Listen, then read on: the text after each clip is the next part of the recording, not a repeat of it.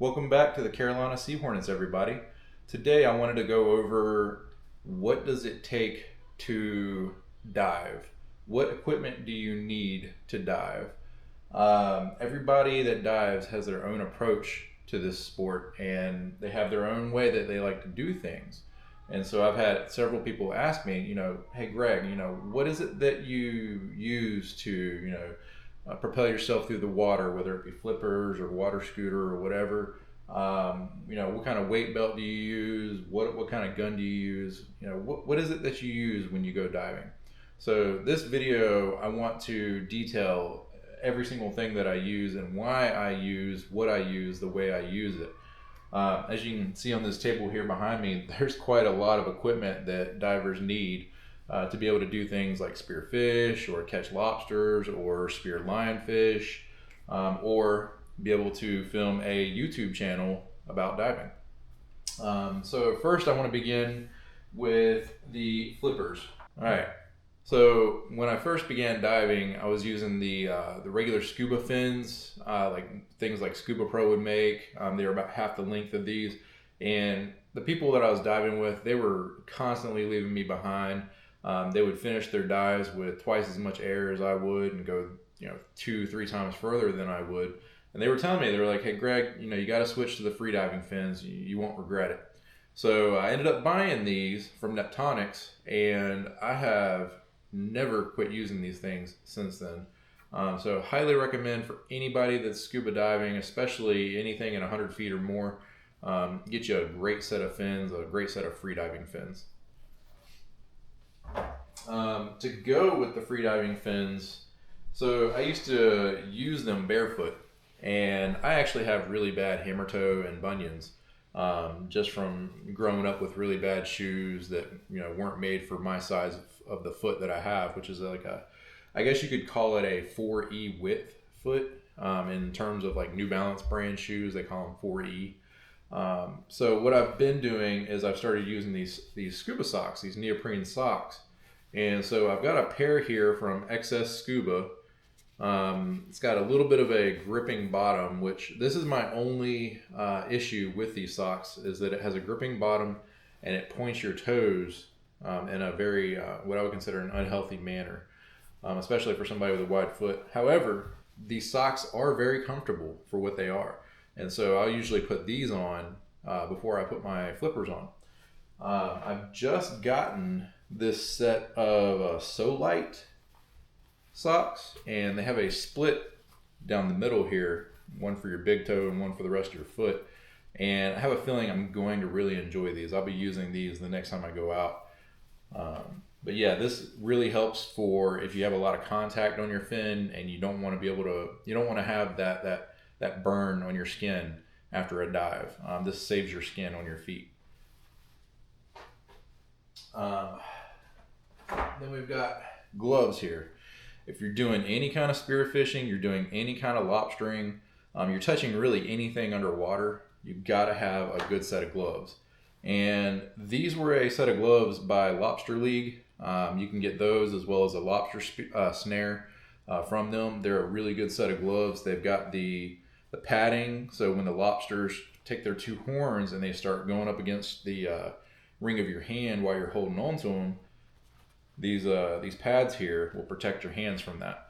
Also, I've had numerous times where if I go down and I forget my gloves, which you may see in a couple of my videos, if I touch any of the vegetation underwater there, I have some kind of a reaction to it that's similar to like poison ivy, poison oak. And so for 1 to 2 weeks after that part of my body will be itching as if I had poison ivy. So always wear your gloves. On the topic of lobstering, you will want a lobster bag. Now, the folks down in Florida, they've got those little baby lobsters that they don't let them grow up, and they catch the heck out of them. And so this bag might be a bit overkill for you Floridians down there, but for us Carolina folks here, where we got the big daddy lobsters, you got to have a big daddy bag here. And so the cool thing I like about this bag, which I believe it is called Tito's Hydro Gear, you can push on the clip here and it opens up And you can also store your handy sausage in there if you need it as well.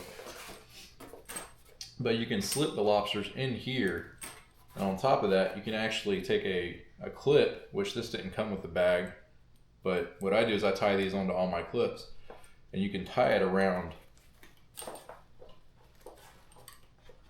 the lip here just like that, so that when you do fill this thing full of lobsters, they can't open the bag.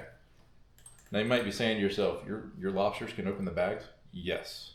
They're smart to a certain degree, and they can't escape if there's enough of them in this bag. And so always put clips on everything as well. Everything you do when you dive, have a way to clip it off to something so that you can free up your hands if you were to need it for whatever reason. Another thing I like about this bag as well is it has a zipper on the side. Now, I do wish this company would make this zipper go up to the top here and possibly further down, because these big lobsters, they can't always come out of this hole. This is a rather good sized hole, but we have some rather good sized lobsters too. So every little bit matters, but this is still a pretty good bag.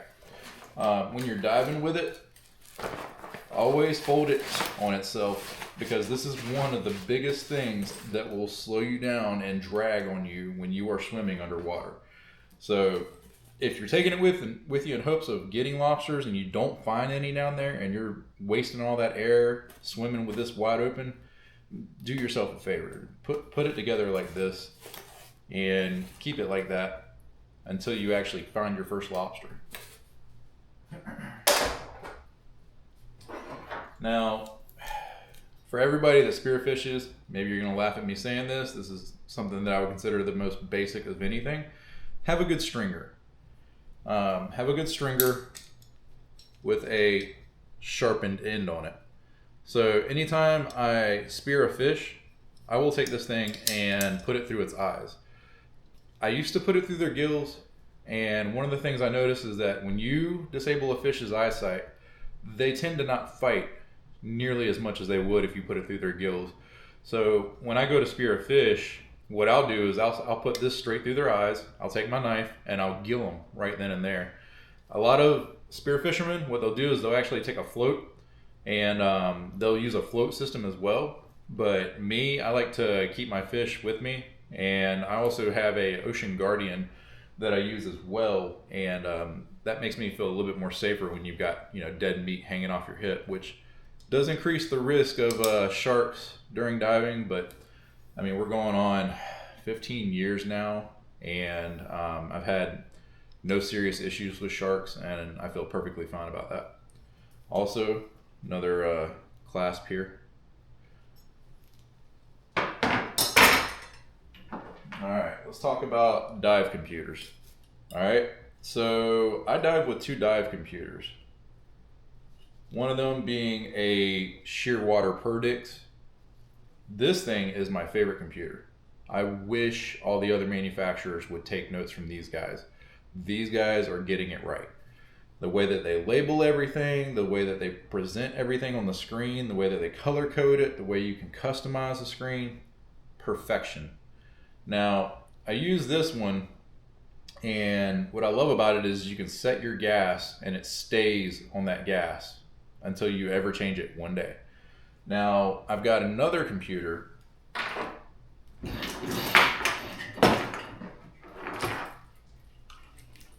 right here on my console called the Oceanic Pro Plus 4.0. Now, it's always good to have a primary and secondary computer, but this particular computer, you have to set the gas every day you go diving. That's my only qualm with this. Another thing too is sometimes the menus don't make as much sense as they do on the Shearwater. It'll do what you need it to do. It'll show you your air. It'll show you when you're in a deco. So I mean, it works good enough for me. It's got the compass on it. I'm able to fasten it to my BC. So while we're talking about that, let's talk about regulators.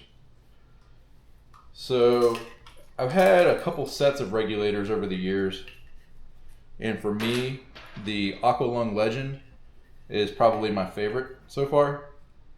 So I use basically both of those as my octopus setup here. And just to keep on the analog side, I actually have a little analog pressure gauge that I keep on here as well. It is very rare when the batteries die on these Oceanic computers. I think I replace my battery like once every year, every 2 years. But I did have one time where I went out and battery indicator was not 100% correct. And so I think it was like the second dive in, it decided to turn off, which is another testament to, yet again, always have a backup computer. So after that, I put this gauge on here, and now I know 100% for a fact what my air pressure is going to be on these tanks, regardless of the situation of my computer here.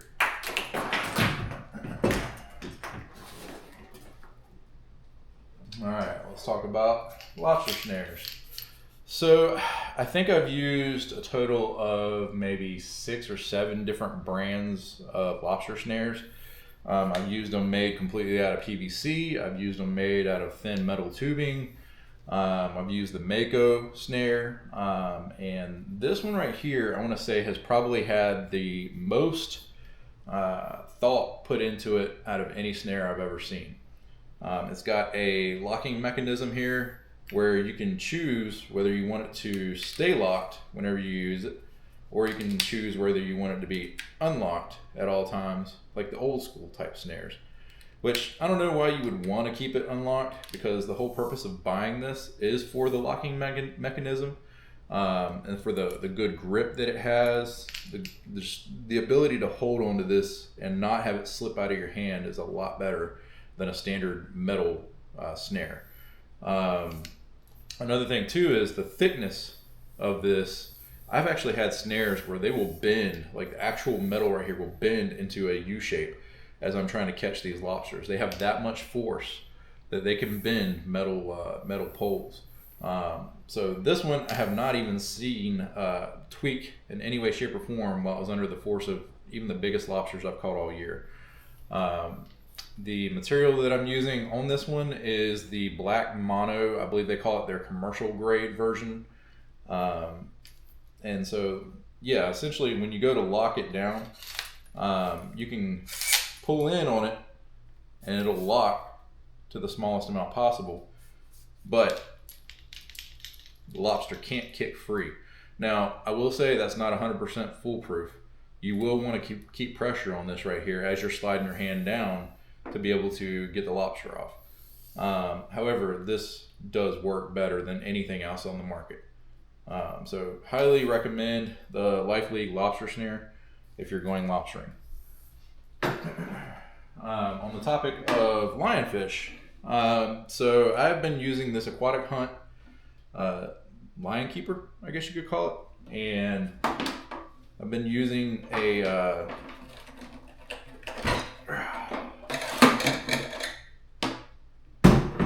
4-tip here, I believe 5-tip here, lionfish spear that has the barbs going outward.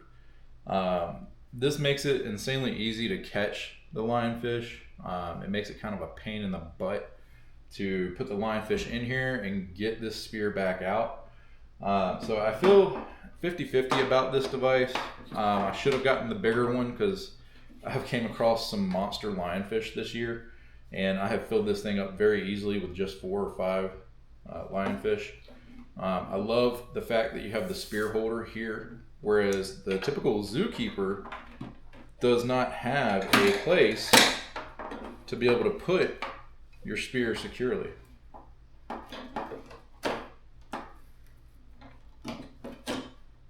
Just like that.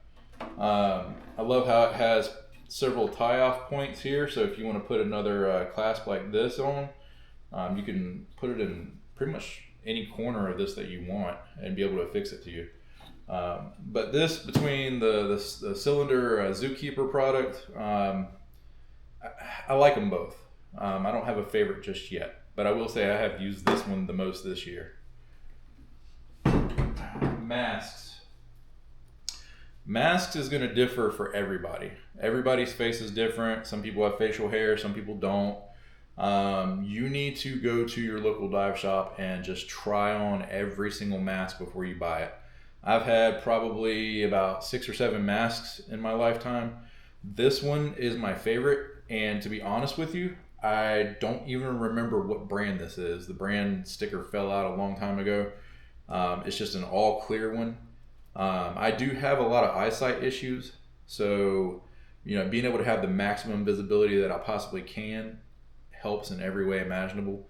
What I did was I made sure that the visibility ring was as far out on the border of my vision as possible.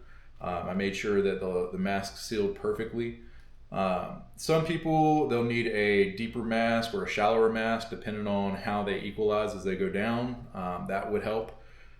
Some people need to be able to have that extra little bit of visibility out the side just to see if a shadow is coming near you or whatever, just to get your attention. This is this works perfectly for me. Actually, this says the Atomic Aquatic. So this is an atomic mask. All right. Oh, and one helpful tip when it comes to masks, take a lighter to the inside lens. Take a lighter and toothpaste and get that extra film off of your mask. If you don't do that, it doesn't seem to matter how much anti-fog you put on your mask, you're going to get down under that water and it's going to fog up on you non-stop to the point that you're not even going to be able to see, and it's going to be a safety issue. So there are several videos on YouTube that detail how to do it, but essentially take a grill lighter and just lightly just go underneath and you'll see it start to turn black. And that chemical layer that they put on these masks when they're manufacturing them, that's getting burnt off. That's the black soot that you're seeing. So what I do is I do little bits at a time and I'll burn it off, and then I'll take some toothpaste and I'll rub it down. And then I'll go after it again and take some soap and rub it down even more. And I'll go through various parts of this mask, making sure that happens until I don't see any more black soot. So big tip on that. When I first started diving, I didn't know about that. Nobody told me about that, not even my dive instructors. I had to find it from a random video on YouTube. So anyways, that's my tip to you on masks. Now,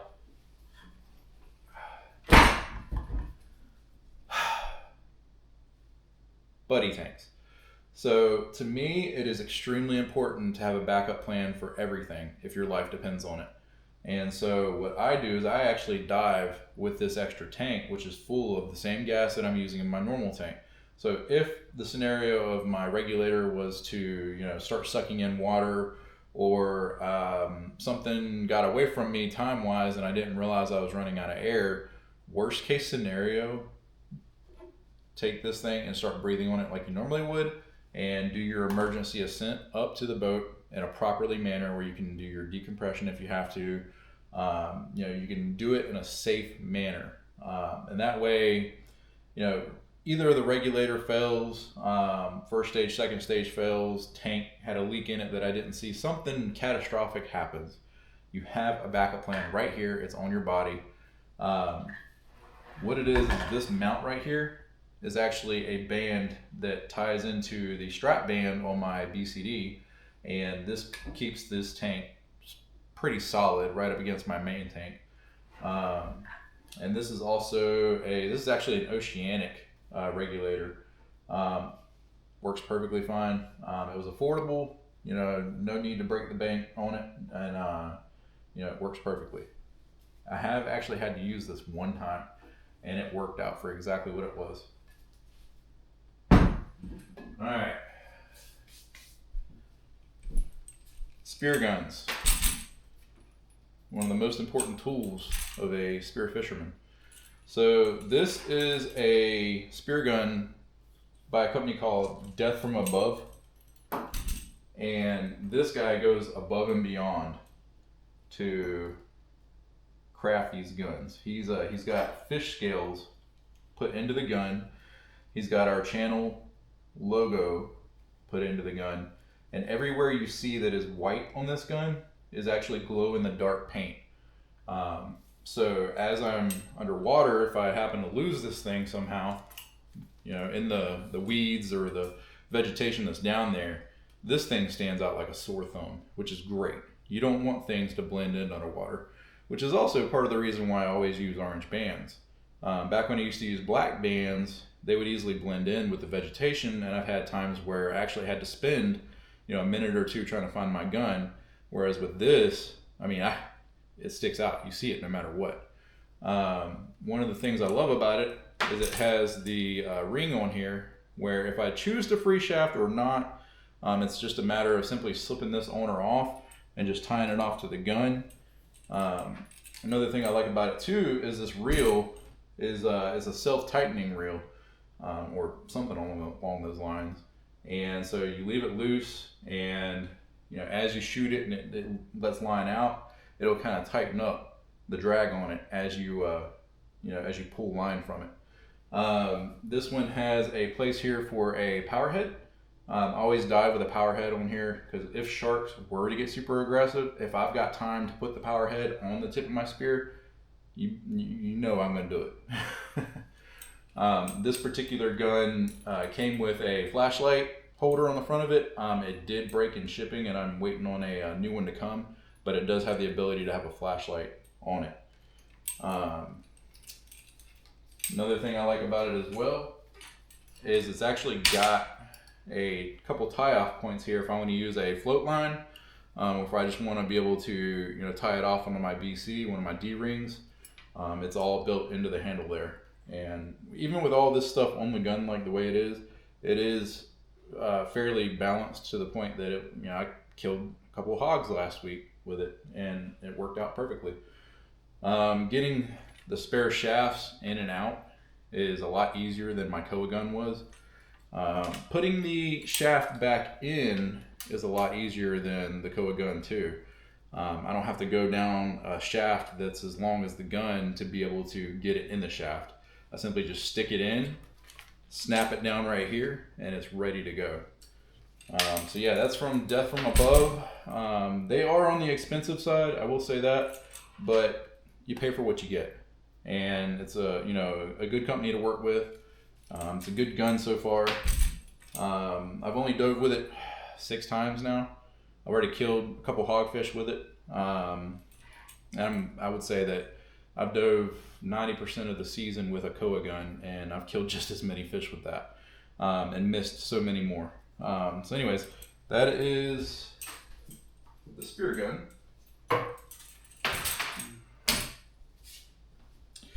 So let's talk about the BC. So I am a fan of highly optimized gear, of hog. And so what I did, let me sort all this stuff out on the table, make this a little easier to get to.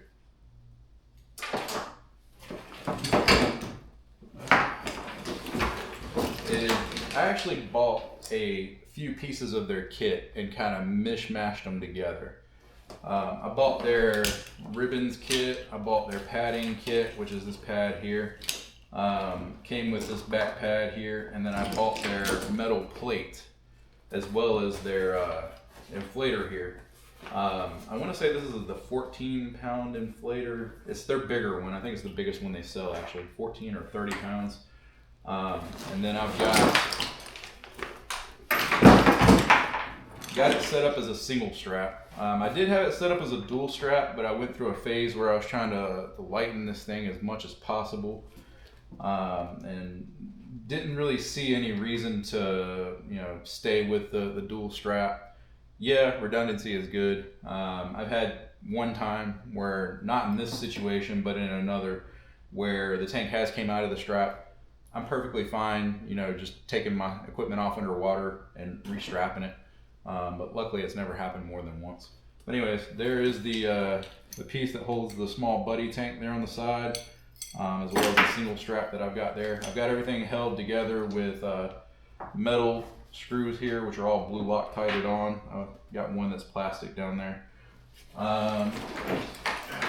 All of this stuff that I'm diving with introduces so much extra weight that I actually don't dive with a weight belt.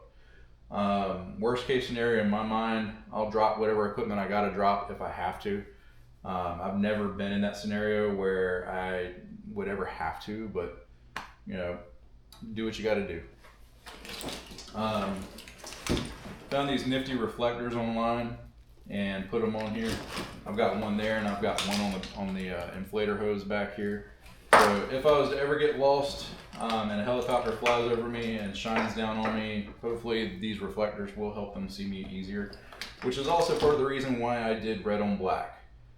Red is very easy to see underwater, kind of like orange, and so if I'm drifting in the middle of the night and I'm, and helicopters are looking for me, I want to stick out like a sore thumb. I want them to be able to see me.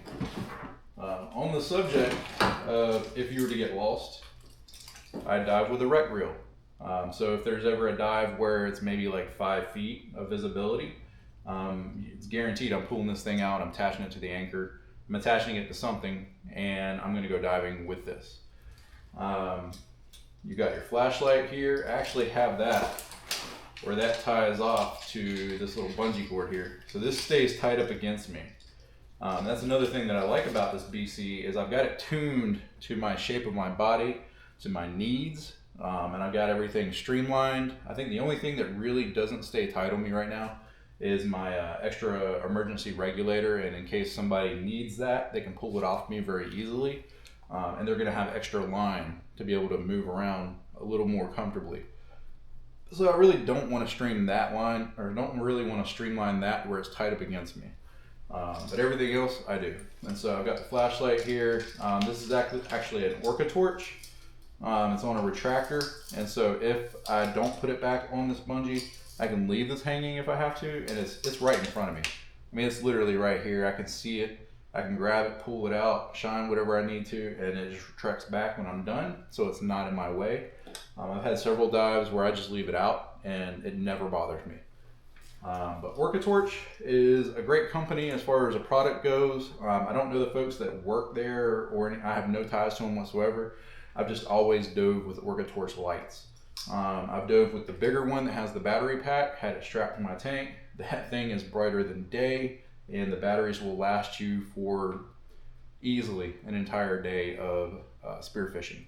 However, this right here, the smaller one, to me, it saves the weight of having that battery pack on the back of you. And this thing lights up just perfectly fine. And the batteries last perfectly fine for multiple days of diving. I feel like they've actually improved the batteries and not really publicly released any info on that. It's just, it's a good flashlight to have all around, and you can't beat it for the money.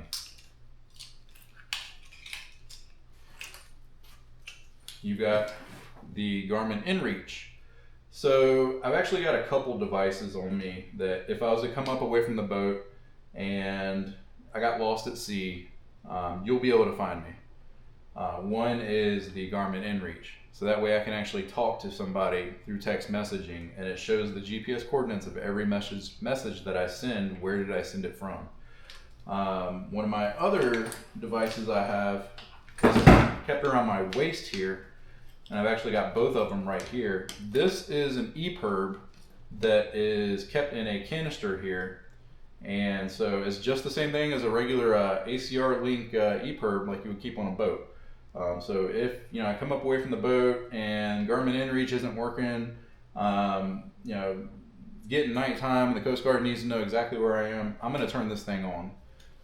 If I come up and I'm near the boat and Garmin InReach is not the option I choose, this right here is actually a Nautilus Lifeline. This is the newer unit, not the unit that came with the radio that unfortunately they quit producing. I do wish that they would start producing the radio version all over again, because I feel like that would be a better product than this. This essentially will just send a signal out to boats that are nearby over VHF radio. Honestly, I don't know what it would say to the radio. I guess it just starts spouting off GPS coordinates. I don't even remember, honestly, but this is at least a bare minimum thing that divers should dive with. At the very minimum, I feel like divers should have an EPIRB and or InReach on them. This one, like I said, I feel like it's kind of more optional.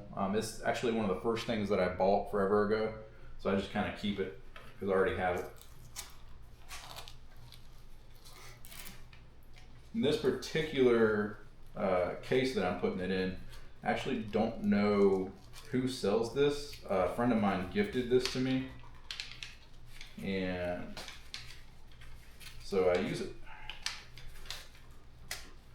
And I love how it stands out too, because it's not going to blend in like this does, and I can see exactly where this is. Now, going to along the strap, which is along this part right here, which is where we're talking about the EPIRB and the Nautilus, I have a D-ring here, and this is for my emergency regulator, and this is for my buddy regulator or my buddy tank. That's where all that goes there. And then on the other side, coming along this side of me, I've actually got 2 D-rings here, and on the other one, I actually just added another D-ring here. Because when you're tying off your spear gun, your lobster bag, your lobster snare, your lionfish box, you kind of, stuff gets piled up, and it gets to be a pain when you're up top on the boat and you're trying to take it off to hand to people on the boat. So I'm trying to figure out, adding more D-rings, how much is that going to help, which it should help quite a bit. Now this is the strap that is on my left shoulder here. It's got my inflator hose on it. So that typically goes and ends up looking like that right there. I've just started doing this. I've got a knife on a retractor here. And so essentially what you can do is take it out, put it in right here just fine. And that way you don't lose your knife. Another thing I want to bring up too is that I put this whistle on my inflator hose. Worst case scenario, if I'm away from the boat and I need to get somebody's attention, you can take that and press this button here, and it will use the air pressure from your tank to send out the most loudest whistle you will ever hear in your entire life.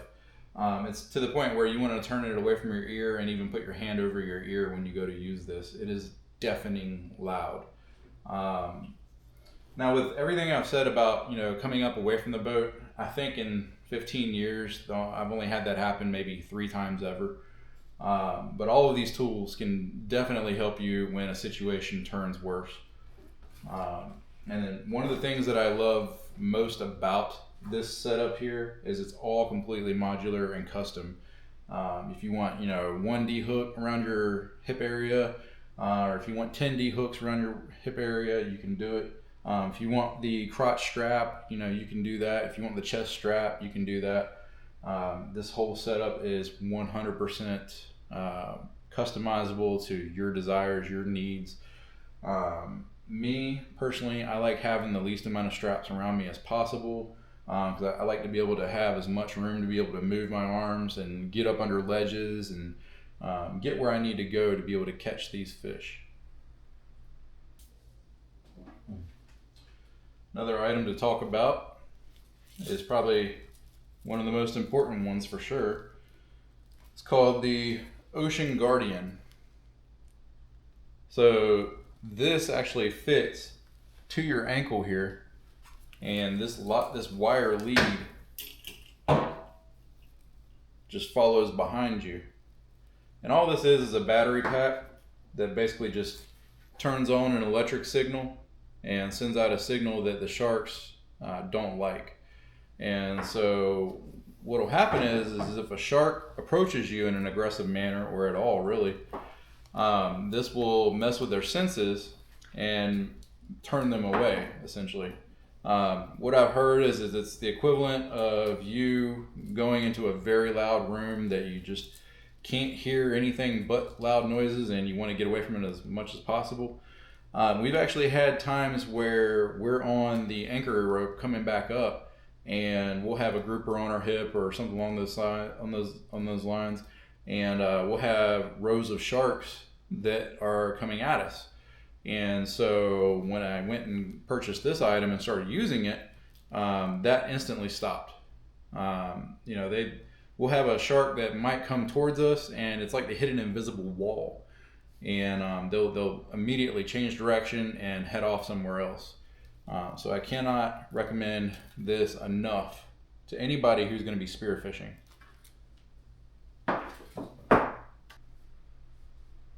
So that pretty much explains everything that you would need for diving. If you have any questions, any comments, feel free to leave them in the comment section. I am 100% certain there's going to be a diver out there that says, well, if you did it this way, you could do it better that way. I am not the end-all be-all to the knowledge on this. I am just giving you my accumulation of 15 years of diving, of what have I progressed to as far as equipment that I use to go diving.